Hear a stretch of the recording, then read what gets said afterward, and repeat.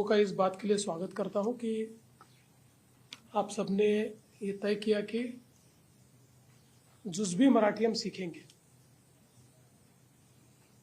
महाराष्ट्र में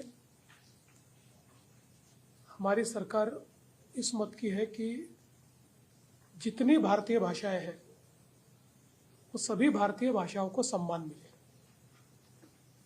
और हम सभी भारतीय भाषाओं का सम्मान करते।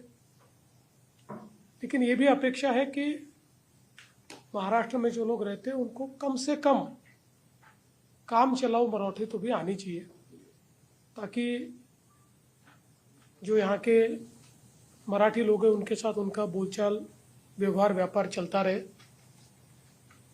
और उस दृष्टि से ही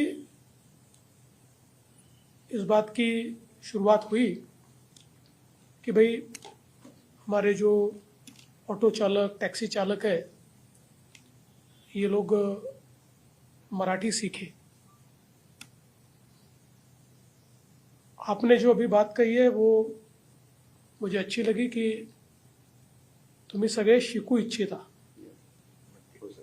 तुमची सगळ्यांची मत आहे की जुजबी का होईना मराठी शिकलं पाहिजे, हे तुम्ही मत मांडलं, याचा मला आनंद आहे।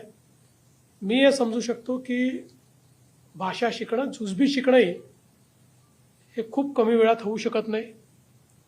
त्यामुळे तुम्ही जर एवढा चांगला कार्यक्रम हातामध्ये घेणार असाल आणि सगळ्यांना जुजबी मराठी शिकवण्याचा प्रयत्न करणार असाल तर शासनाची पण ही भूमिका असेल की आम्ही याला 1 वर्षाची मुदतवाढ देऊ। 1 वर्ष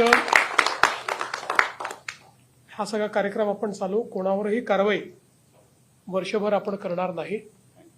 तुम्ही सगळ्यांनी जागृती करून, आणि दुसरं काय होतं की मध्येच कोणीतरी एक जण मराठीबद्दल वाईट बोलतो, अशा लोकांनाही जरा सांगितलं पाहिजे।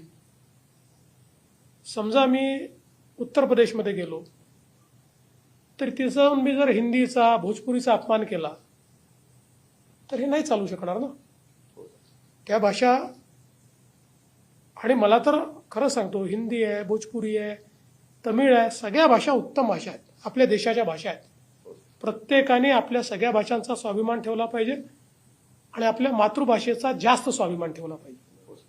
तर त्या दृष्टीने हे पण आपण सगळ्यांना सांगा की कोणीही कारण नसताना काही लोक व्हिडिओ करतात, त्यांनी एक माणूस काहीतरी मूर्खासारखा बोलतो आणि सगळे बदनाम होतात। तर अशाही लोकांना सांगितलं पाहिजे की बाबा सम्मान नाही करता आला तर अपमान तर करू नका, त्यांना कोणी अपमान करू देऊ नका। बाकी तुमची दिशा चांगली आहे, तुमची शिकण्याची मानसिकता आहे।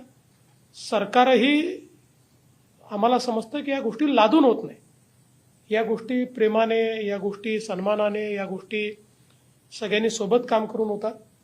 त्यामुळे निश्चितपणे परिवहन विभागाला मी सूचना करेन, उद्याच मी त्या सूचना देईन आणि आपण 1 वर्षाची मुदतवाढ याकरता देऊ। बाकी जे विषय तुम्ही मांडलेले आहेत त्या विषयांवरही एक स्वतंत्रपणे बैठक घेऊन त्याही गोष्टी आपण करू।